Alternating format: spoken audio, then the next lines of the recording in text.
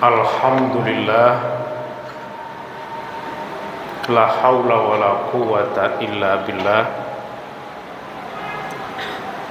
alladzi la yadurru ma'asmihi syai'un fil ardi wa la fis samaa'i bi'idznillah. Nahmaduka Allahumma ya man awdata lana subulal hidayah wa zahtan basarina ghishawatal ghawaya la rabban siwa. Asyhadu an la ilaha illallah wahdahu la syarikalah wa asyhadu anna Muhammadan abduhu wa rasuluh ballagar risalah wa addal amanah wa nasahal ummah wa jahada fillahi haqqa jihadi. Allahumma fassalli wa sallim ala Muhammadin wa ala alihi wa ashabihi wa man tabi'ahu bi ihsanin ila yaumil qiyamah. Amma ba'du, fa ya ayyuhal hadirun, usikum wa nafsi bi taqwallah faqad fazal muttaqun wa huthukum ala ta'atihi la'allakum tuflihun. Faqala Allah Ta'ala fi kitabihil karim wa huwa asdaqul qailin. A'udzu billahi minasy syaithanir rajim. Bismillahirrahmanirrahim. Ya ayyuhalladzina amanu inna katsiran minal ahbari war ruhban la ya'kuluna amwalan nasi bil batil wa yasudduna an sabilillah walladzina yaknizuna adh-dhahaba wal fiddah wa la yunfikunaha fi sabilillahi fabashshirhum bi'adzabin alim. Yauma yuhma 'alaiha fi nari jahannam fatukwa biha jibahuhum wa junubuhum wa zuhuruhum hadza ma kanaztum li anfusikum fadhuku ma kuntum taknizun. Shadaqallahul azim. Wahai orang-orang yang beriman, sesungguhnya kebanyakan dari para rahib-rahib itu kerja mereka adalah memakan harta sesama manusia dengan cara yang batil dan menghalangi orang untuk berjuang di jalan Allah. Dan adapun orang-orang yang menyimpan perbendaharaan emas dan peraknya dan tidak menafkahkan di jalan Allah, maka berilah mereka kabar gembira dengan azab yang amat pedih. Ingatlah pada hari kiamat, emas dan peraknya itu akan dipanaskan fi nari jahannam, kemudian digosokkan pada dahi mereka, wa junubuhum wa zuhuruhum, pada lambung mereka, pada punggung mereka, sambil dikatakan kepada mereka, inilah harta yang engkau simpan untuk dirimu, maka rasakanlah pembalasan bagi apa yang engkau simpan itu. Maha benar Allah yang Maha Agung. Surat At-Taubah 34 dan 35. Hadirin sekalian sidang Jumat yang dirahmati Allah, kita tundukkan hati dan pikiran kita pada hari yang mulia ini. Kita bermohon kepada Allah dengan hati yang tunduk itu, agar diberikan kepada kita ketakwaan,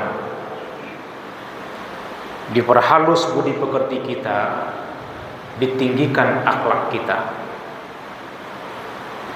Kita pun bermohon kepada Allah pada hari yang mulia ini, sekiranya ada di antara saudara-saudara kita yang dalam keadaan kesulitan, agar dilepaskan dari segala kesulitan itu.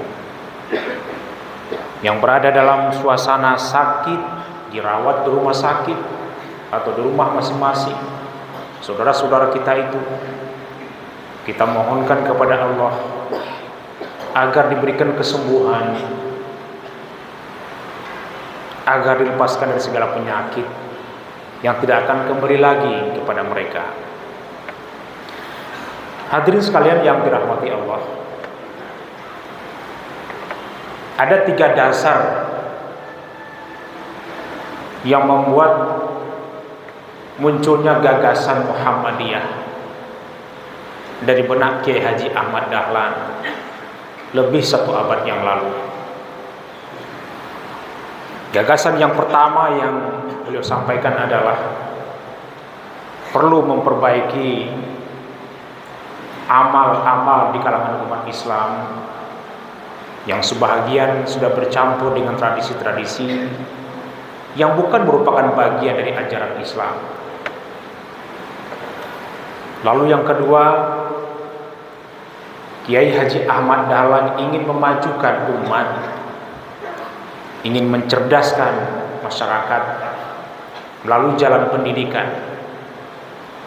Maka dia mendirikan sekolah yang kemudian berkembang terus sampai sekarang sebagai sebuah kemuliaan yang ditinggalkan oleh Kiai Dahlan. Yang ketiga, belum menyaksikan kenyataan bahwa di tengah-tengah umat Islam kemiskinan demikian rupa. Kemiskinan itu justru terjadi di kalangan umat Islam yang paling banyak. Dan kemiskinan itu sangat ekstrim. Kiai Dahlan kemudian berpikir bahwa orang-orang yang miskin, orang-orang yang terlantar, para tunawisma yang tidak punya tempat tinggal harus diberikan tempat tinggal, harus dipikirkan, harus diberikan solusi. Maka kemudian Kiai Dahlan punya gagasan untuk mendirikan apa yang kita sebut sebagai PKO pada tanggal 24 Februari 1924, 1 tahun menjelang Kiai Dahlan meninggal, yaitu penolong kesengsaraan umum. Maka beliau menciptakan rumah miskin namanya. Kemudian beliau mendirikan panti, dan beliau mendirikan balai pengobatan yang digerakkan oleh Haji Suja, salah seorang murid Kiai Dahlan. Hadirin yang dirahmati Allah, khidmat Kiai Dahlan beserta murid-muridnya itu memang betul-betul lebih tertuju kepada bagaimana cara menyelamatkan masyarakat yang sengsara itu, bagaimana menyelamatkan masyarakat yang miskin itu. Maka 2 yang beliau lakukan, yang pertama mencari solusi terlebih dahulu, bahwa ini merupakan bagian dari persoalan umat Islam yang mesti diselesaikan oleh umat Islam sendiri. Karena tentu tidak semua umat Islam itu miskin. Banyak yang kaya raya, tetapi kekayaan rayaan itu dinikmati sendiri karena belum mengerti. Oleh karena itu Kiai Dahlan dengan kesungguhan yang luar biasa boleh memberikan santunan kepada orang-orang yang terlantar, kepada orang-orang miskin yang tidak punya rumah, yang tidak dapat makanan, yang tidak dapat pendidikan, diberikan secara gratis. Dari mana sumbernya? Dari harta Kiai Dahlan dan murid-muridnya. Sampai-sampai Kiai Dahlan tidak lagi punya harta di rumahnya, tak ada yang tersisa. Karena khidmat yang sedemikian rupa kepada umat, rasa kasihannya begitu mendalam kepada umat. Kenapa Kiai Dahlan seperti itu? Karena beliau meneladani apa yang dilakukan Rasulullah SAW. azizun 'alaihi ma anittum harisun 'alaikum bil mu'minina raufur rahim. Nabi adalah orang yang merasakan betul beratnya penderitaan umat itu pikul di dada Nabi, di bahu Nabi. Nabi yang merasakan. Lalu Nabi memberikan solusi dengan penuh kasih sayang, mengumpulkan harta yang mampu, memberikan pengertian. Maka bagian yang kedua yang dilakukan oleh Kiai Dahlan adalah memberikan pengertian tadi kepada orang-orang yang diberikan oleh Allah rezeki yang berlimpah, kehidupan yang lapang, serba berkecukupan. Maka Kiai Dahlan memberikan pengertian-pengertian yang mendalam kepada mereka. Maka di antara ayat yang ditegaskan dan diajarkan kepada orang-orang yang diberikan pengertian itu adalah apa yang kita bacakan, yang menjadi dasar dari khutbah singkat kita pada hari ini. Hadirin sekalian yang dirahmati Allah, di dalam ayat ini Allah mengungkapkan dengan kata-kata yang pedih sesungguhnya, kata-kata yang sebenarnya menohok ke dalam jantung hati kita. Karena Allah menggambarkan bahwa orang-orang yang menyimpan kekayaannya yang terdiri dari harta emas dan perak, properti yang bertebaran di mana-mana, kekayaan yang lainnya, Allah mengatakan fabasyirhum bi'adzabin alim. Beri mereka kabar gembira dengan azab yang pedih. Inilah ungkapan yang paling tinggi yang digambarkan di dalam Al-Quran terhadap ganjaran yang akan diterima oleh orang-orang yang menyimpan hartanya, menumpuk-numpuk hartanya dengan berbagai bentuk dan rupa, emas dan perak, properti yang bertebaran di mana-mana, sumber-sumber kekayaan yang lain ditumpuk demikian rupa. Maka Allah mengatakan, jika ada yang berperilaku seperti itu, fabasyirhum bi'adzabin alim. Bagaimana mungkin azab yang pedih dikatakan sebagai kabar gembira? Tetapi Allah yang menegaskan, ini tidak main-main. Maka hadirin sekalian, kesadaran ini menghentak ke dalam dada pendiri Muhammadiyah, ke dalam dada Kiai Haji Ahmad Dahlan, Kiai Ibrahim, Kiai Suja, yang mereka kemudian mengeluarkan harta mereka, kekayaan mereka, sampai-sampai mereka tidak lagi punya kekayaan di rumahnya. Perabotannya dijual, furniturnya dijual. Untuk apa? Untuk menyantuni orang-orang yang miskin, yang tidak punya tempat tinggal, yang tidak tahu harus makan apa besok hari, anak-anaknya di mana-mana.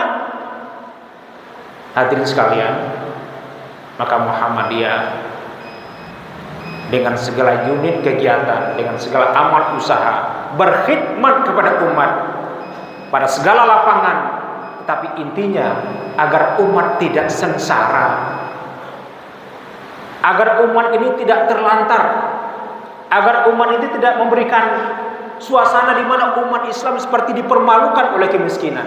Hadirin sekalian yang dirahmati Allah, sesungguhnya apabila kita bandingkan dengan zaman Rasulullah dengan zaman sekarang, maka sungguh umat Islam itu banyak sekali yang kaya raya. Di zaman Rasulullah kita bisa menyebut beberapa orang saja. Yang terkenal Utsman bin Affan, Abdurrahman bin Auf, termasuk Abu Bakar, termasuk Umar. Bahkan Abu Bakar ingin memberikan semua hartanya kepada gerakan Islam, tetapi Nabi mengatakan, jangan Abu Bakar, cukup sepertiga saja. Hadirin sekalian yang dirahmati Allah, maka semangat kita untuk berbagi kepada umat Islam yang lainnya, kepada saudara-saudara kita yang tidak merasakan kehidupan yang nyaman, karena tidak bisa memikirkan, merencanakan kehidupan besok akan seperti apa, maka itu adalah pahala yang terbesar yang diberikan kepada kita.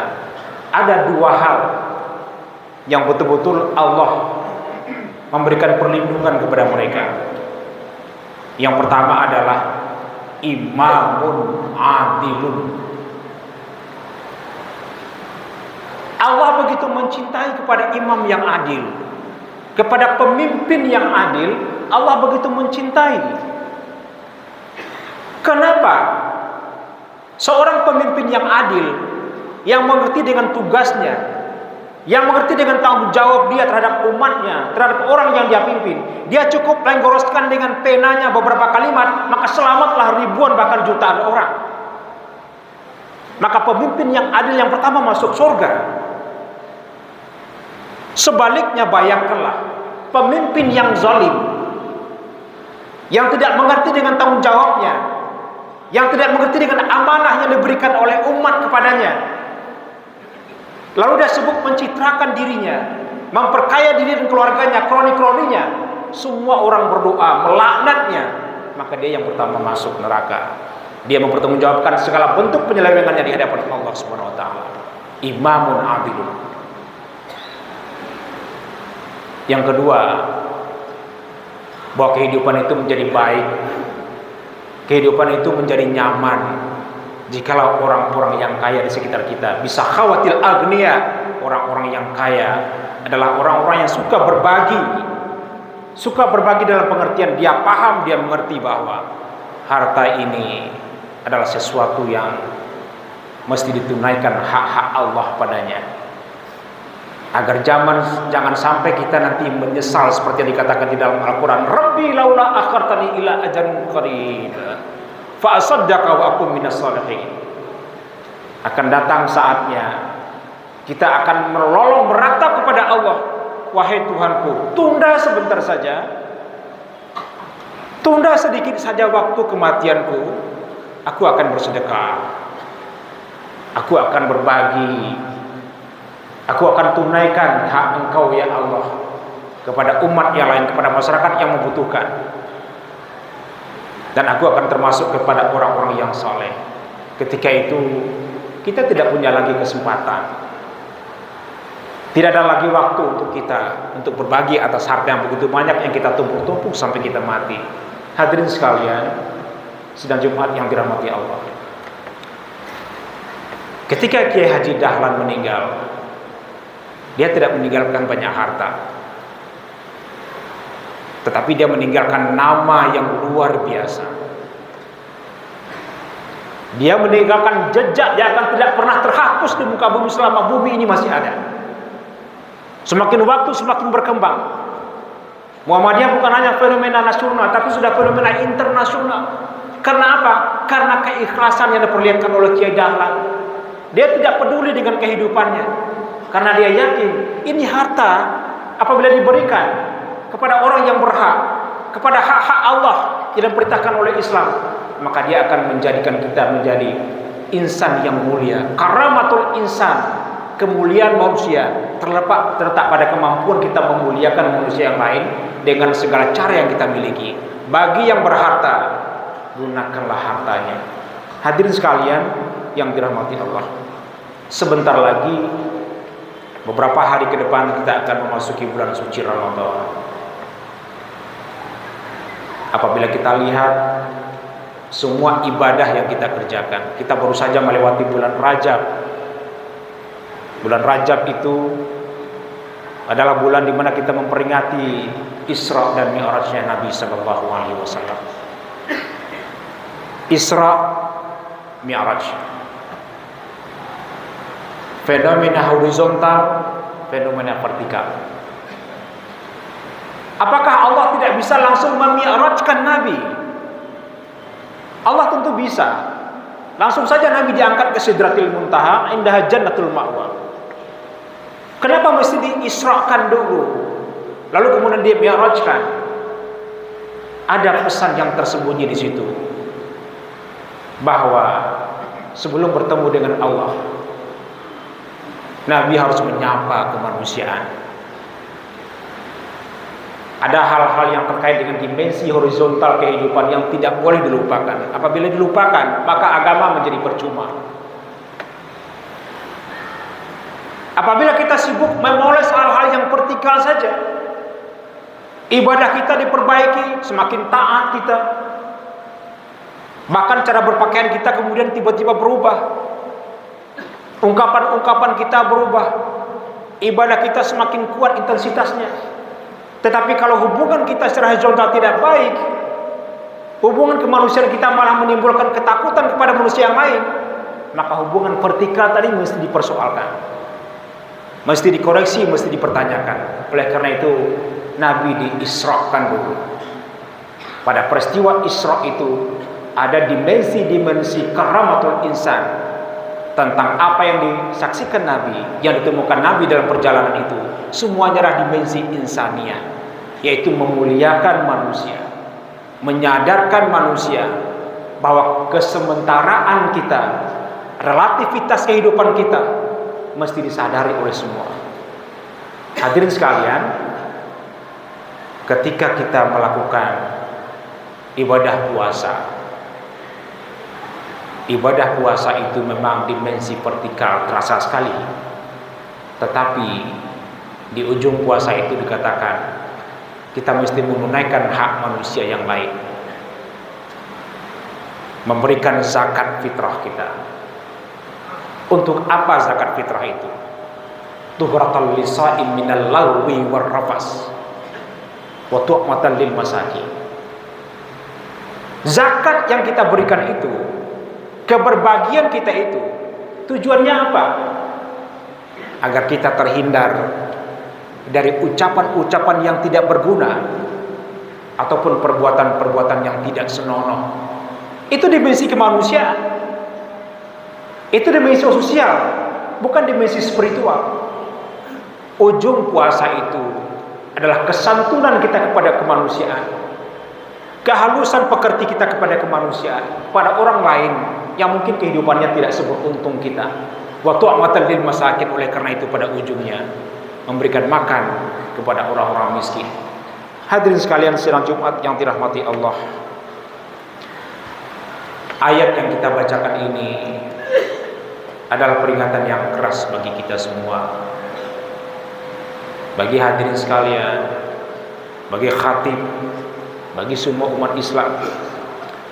Betapa Islam di dalam Al-Quran mendorong begitu kuatnya bagi kita, bahwa sebelum kita menyesal dengan berlimpahnya rezeki yang diberikan kepada kita, maka kita sadari ayat ini, kita renungkan, kita bertadabbur padanya, bahwa ternyata dari keberlimpahan harta itu, dari rezeki yang lapang yang diberikan kepada kita, ada sesuatu yang mesti kita tunaikan terus-menerus sebagai tanggung jawab kemanusiaan kita.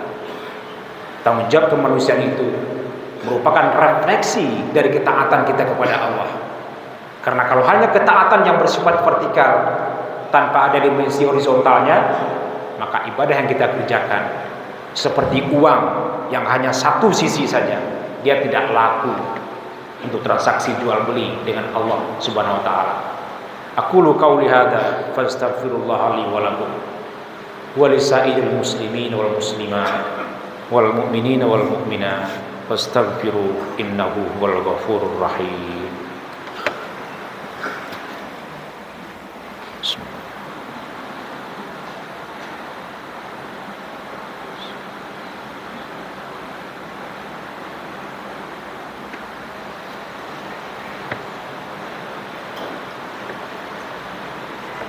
Alhamdulillahilladzi hadana li hadza wa ma kunna linahtadiya laula an hadana Allah.